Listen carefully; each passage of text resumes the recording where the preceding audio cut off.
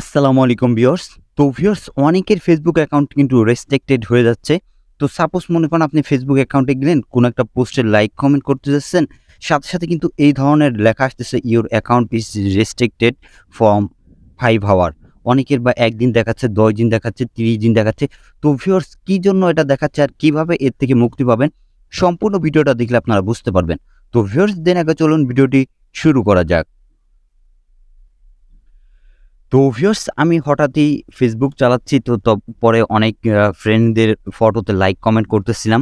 তো হঠাৎ করে দেখি আমি এরকম লেখা আসতেছে যে ইওর অ্যাকাউন্ট রেস্ট্রিক্টেড ফ্রম, প্রথমে আসছে 1 আওয়ার। তো ১ ঘন্টা পরে আমি আবার দেখি যে একটা লাইক করার সাথে, সাথে আবার আমার এখানে কিন্তু ৫ ঘন্টা চলে আসছে। তো এই সমস্যাটা কেন হচ্ছে সেটা আগে বলে নিই। এটা হওয়ার কারণ হচ্ছে আপনি যদি অতিরিক্ত লাইক কমেন্ট করেন বা অতিরিক্ত কোনো গ্রুপে জয়েন হইতে চান, অতিরিক্ত কোনো পেজ ফলো করেন, সেক্ষেত্রে কিন্তু এই সমস্যাটা হচ্ছে। তো আমি কিন্তু সেরকম কোনো পোস্টে লাইক কমেন্ট করি না। খুবই কম লাইক কমেন্ট করি।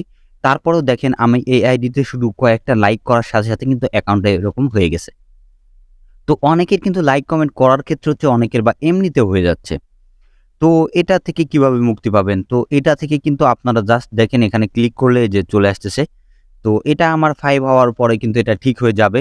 তো ঠিক হওয়ার পরেও আবার ২-১ টা লাইক কমেন্ট করার পরে আবার দেখা যাচ্ছে 8 আওয়ার চলে আসতেছে। অর্থাৎ আস্তে, আস্তে ঘন্টা বাড়তেছে। তো যাদের আরকি এই ধরনের সমস্যা হচ্ছে তারা কি করবেন? তারা এসে সুন্দর মতো এই যে এখানে লাইকে ক্লিক করার পরে এই যে লেখাটা আসতেছে, তো জাস্ট এখান থেকে একটা স্ক্রিনশট নিবেন। তো দেখেন এই যে আমি একটা স্ক্রিনশট নিয়ে নিলাম। তো দেখেন আমার কিন্তু এটা স্ক্রিনশট হয়ে গেল। এখন আপনাদেরকে একটা কাজ করতে হবে, এটাতে একটা রিপোর্ট করতে হবে। রিপোর্ট তৈরি করে রিপোর্টটা সাবমিট করতে হবে। তো দেখিয়ে দেই যে কিভাবে রিপোর্টটা সাবমিট করবেন। সেজন্য চলে যাবেন এই যে 3 ডট আইকন দেখতে পারতেছেন এইখানে। তো 3 ডট আইকনে যাওয়ার পরে এখানে লাস্টের দিকে চলে আসবেন। আসার পরে এই যে দেখতে পারতেছেন হেল্প অ্যান্ড সাপোর্ট লেখা আছে। এখানে ক্লিক করে দিবেন। এখানে ক্লিক করার পরে যে রিপোর্ট এ প্রবলেম, যেহেতু আপনার একটা প্রবলেম হচ্ছে আপনি রিপোর্ট করতে যাচ্ছেন, তো জাস্ট আপনি রিপোর্ট এ প্রবলেমে ক্লিক করে দিবেন। তারপর দেখেন এখানে লেখা আছে লাস্টে কন্টিনিউ টু রিপোর্ট। তো জাস্ট আপনারা এখানে ক্লিক করে দিবেন। এখানে ক্লিক করার পর এরকম একটা অপশন চলে আসবে আপনাদের সামনে। তো জাস্ট আপনারা এই রিপোর্টে ক্লিক করবেন। তো এখানে ক্লিক করলাম। এরপরে এখানে আপনি কোনটা সিলেক্ট করবেন? এখানে লাস্টের দিকে আসবেন। তো লাস্টের দিকে আসার পর এখানে দেখবেন সেটিংস লেখা। তো জাস্ট আপনারা এই সেটিংস এর উপর ক্লিক করে দিবেন।